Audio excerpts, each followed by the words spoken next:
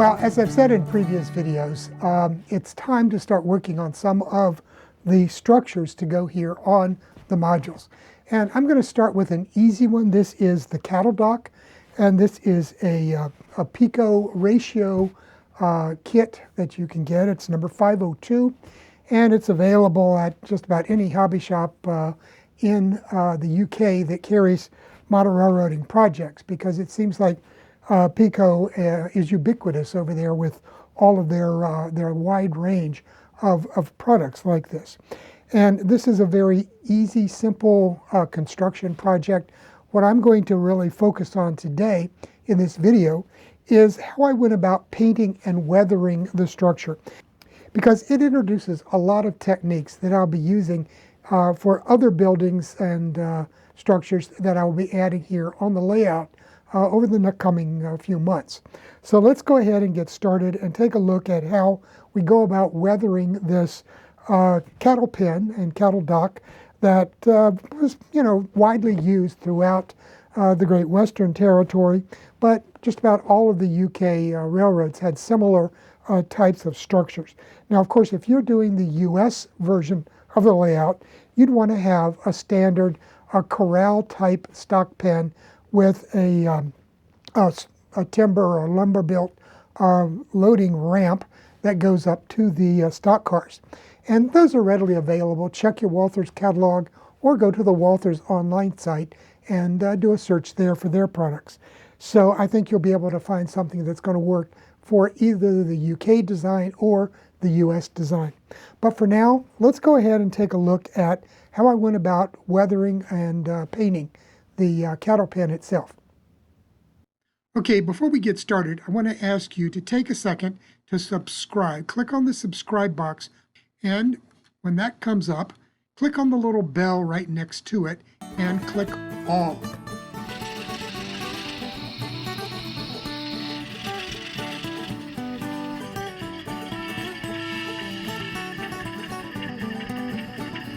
What I'm going to do today in this video is just run through some of the techniques that I used for painting and weathering this this structure, because it's a fairly easy to build kit, and I think anybody could take this on as a beginner kit. But one of the things that I've done here is try to incorporate a number of dry brushing techniques, as well as adding some moss and lichen here to the sides of the walls, and I think it came out fairly well. I'm very happy with the way it looks. Okay, so where I want to start is with the basic colors here. Now, this is the piece of strip, anyway, styrene, that has the stone, the cut stones. And what I've done here is I've taken a very light gray color. This is Southern Pacific Letter Gray from Model Flex. And yeah, it's a very, very light color. And I've sprayed that on here. Now, one thing I use a lot when I'm spray painting is this Liquitex product called Flow Aid. And it helps paint flow through the airbrush, but you can also use it when you're hand painting, and it will help paint flow down into the mortar lines on these styrene products like this. So it'll get down in there. And then what we're going to do is, once this is dried, then I'm going to come back, I want to come back and hand paint this by dry brushing on a darker gray. So what we're going to leave then is with the darker gray dry brushed on the surface, we will leave the mortar lines, hopefully, nice and light colored back in the background. So let's give that a try. Okay, and for that, I'm using a much darker gray product. This is L&N Gray from Model Flex. Model Flex, by the way, is a Badger product. It's still available, still made. You can order it through Walthers, and I get it from a Walthers dealer. So I'm going to dry brush on just a light coat on the surface of these cut stones. So we want it to look like, it's a cut granite block, let's say. And, got a little bit on there. Okay, let's get a little off. Okay, we're just going to move it on here real quickly and hit the tops of these stones. And you can see it's leaving that mortar line in there so that we can see it in the background.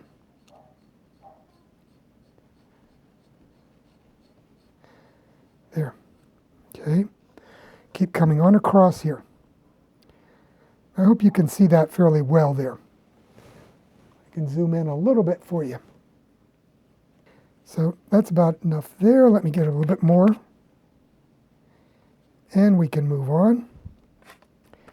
Just keep going back to the palette. I've got a piece of cardboard here that I'm using to get rid of the excess paint before I do my dry brushing work. But you can see it's leaving a lot down in these crevices here, which is what we want. Okay. And we're getting a little bit of variability also in the amount of gray and how dark that comes out. And that's what you want to strive for, is to get some variability in the color, and that will in turn make it look a lot more natural. And finishing up some more dry brushing here. So that's going to be the base for the whole kettle dock. I want to turn to yet another wash. This one is a Vallejo, and it is their light gray wash. And this is about like what you would get if you mix some India ink in some alcohol type of thing. And what I like to do with this is use it for a final wash over where I have applied colors like this. And again, this is to help blend everything together and make the colors pop. So you can see how that's darkening it a little bit.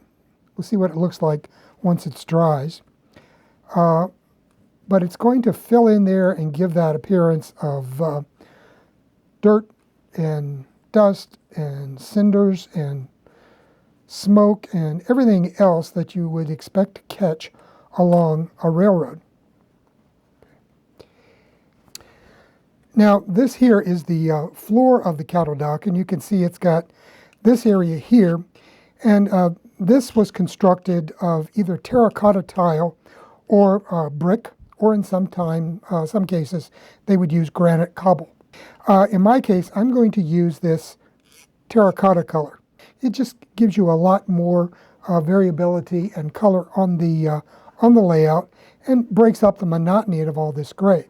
But one thing I still have to do before we do this, I'm going to go ahead and go in here with the gray, and I've already painted the mortar lines here, so I need to come in and dry brush these cut stones here. Okay. So we're going to do the same thing, just dry brush the surface of these cut stones. And you can see we've got a crack right here that is popping out quite nicely. And that's one of the great things about dry brushing. It does bring out a lot of the variations here.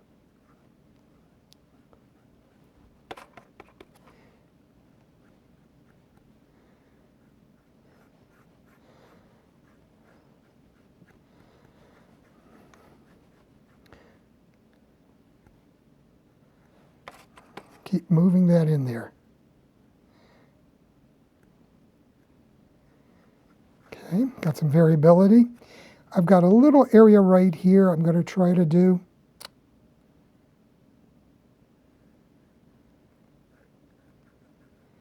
I've got the brush real dry here, so just scrub it in. And there we go.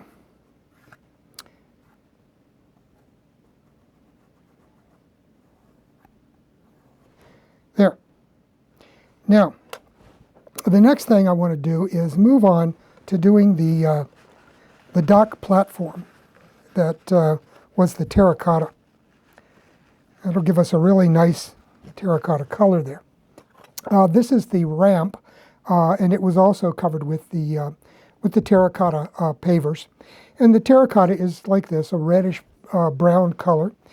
So I'm going to use this Vallejo wash material, and it is their dark rust color. And what I'm going to do is take that and just flow it on to the surface and let it work its way down in there.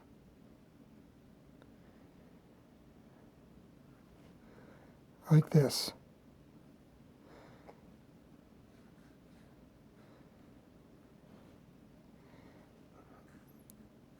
And it doesn't matter if you get some streaks in it, because it's going to get another coat on top of this to blend it a little bit better.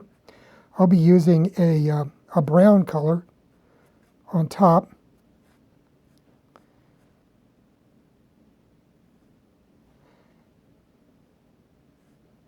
It seems like Vallejo washes have become very, very popular in the last few years for modelers everywhere.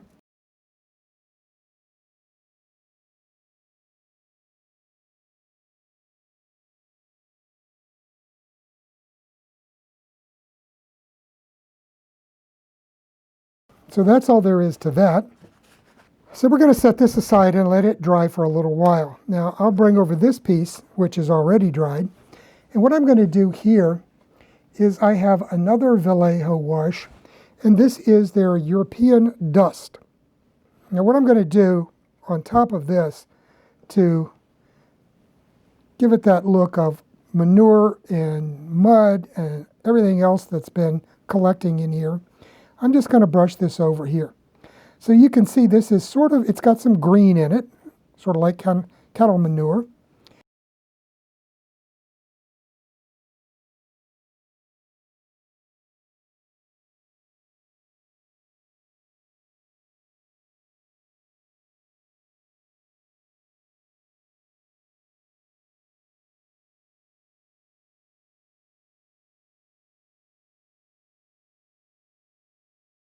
So what this is giving me, it's getting that greenish brown color that you expect from animal manure down in here. And it's helping to blend any variations in the color of the terracotta tiles. Okay, now as soon as that other one dries, we'll go back and I can do it as well. And we'll go ahead and apply that on here.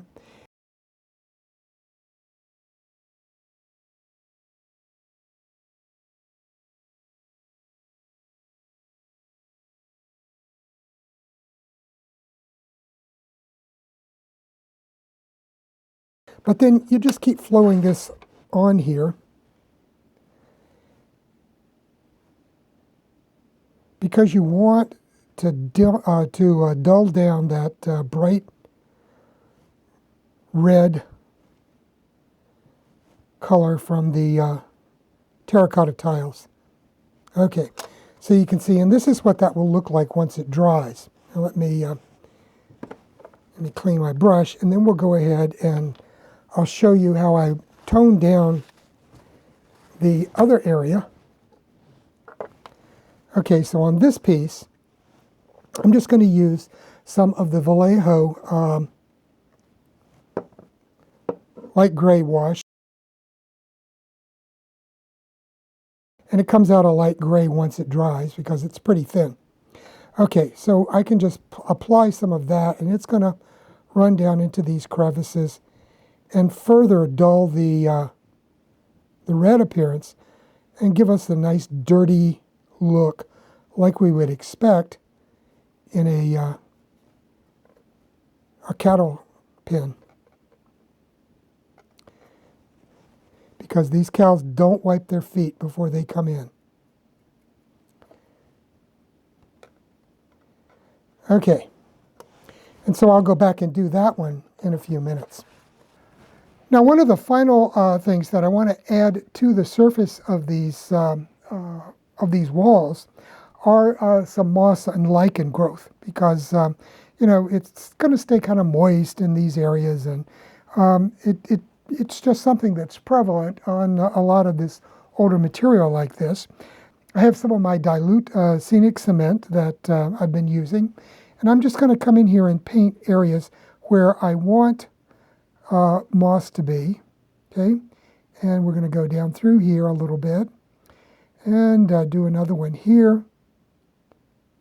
And finally, I think we'll put some over in this area. Okay, and while that's still wet, I'm going to get some of that Scenic Express flock and turf that I've been using around here. And just, this is the fine version. Now I'm not putting it on the lower area because there's something else that I'll be adding down here along this bottom. Okay, so I've got that in there.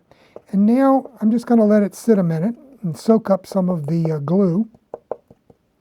And then I'm just going to tap it off.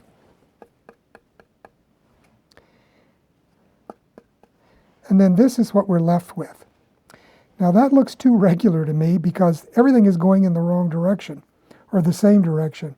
So what I think I'll do is right in here, I'm going to put in another little patch to fill that in, make it look a little less regular. There we go.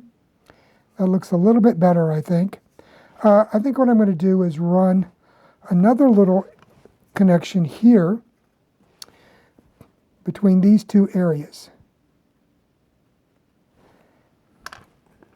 Now you can also use this to, add vines and other vegetation that might be growing on the side of a building. It's great for lichens. Tap that off, and we'll see how it looks. Okay, so that's got that crusty look that I was going for here.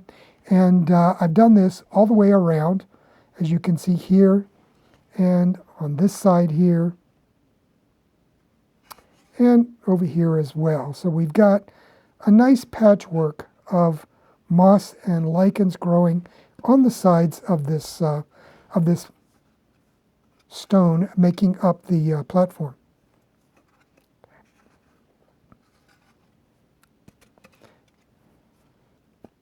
Okay, I want to set that aside and let it dry now. Okay, so this is the completed cattle pen with the fencing up and everything weathered except for this bright white fencing. So what I'm going to do there is I'm going to take some more of the Vallejo gray wash and get some more of that out. And I'm just going to run over my fencing with that and dull it down some, because it needs it quite a bit. So all I'm going to do here is just run up the fence post. I believe these fence posts were made out of concrete. British railroads were using a lot of concrete at the time for fence posts and structures and the like, particularly the Southern Railway in England. And the Great Western also had a plant for making concrete structures. And they used a lot of concrete fence posts along the right-of-way and also in situations like this, because it tended to last a long time. Okay, I'm just going to run this over here and run this real fast for you.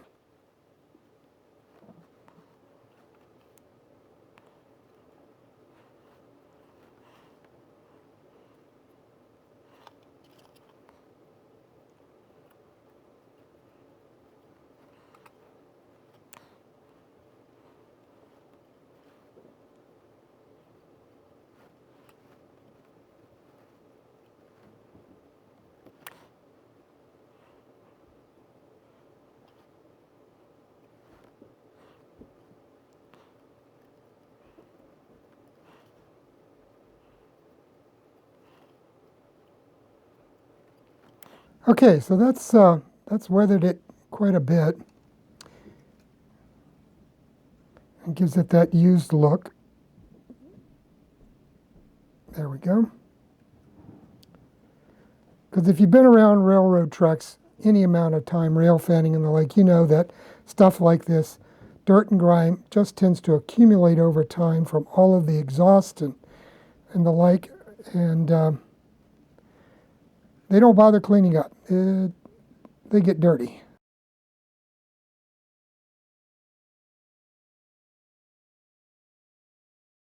Okay, that's got that pretty well weathered out there. Well, I've got the cattle pen finished and installed here on the layout. I've added a layer of ground foam around the base of the foundation, and I glue that directly to the side of the structure. And that way I can lift the whole thing off of the layout. It's not glued to the layout itself, and therefore it makes it easy if I need to do some maintenance somewhere. I can move it and put it back. And the ground foam layer hides the fact, you know, that it might not be perfectly flush with the surface of the layout itself. So you don't get that effect that the structure is kind of floating around there.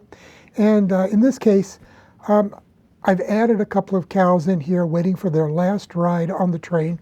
And other than that, that's about it. It's like I said, it's a fairly easy kit to build. And, you know, give some of these techniques a try out on your next structure.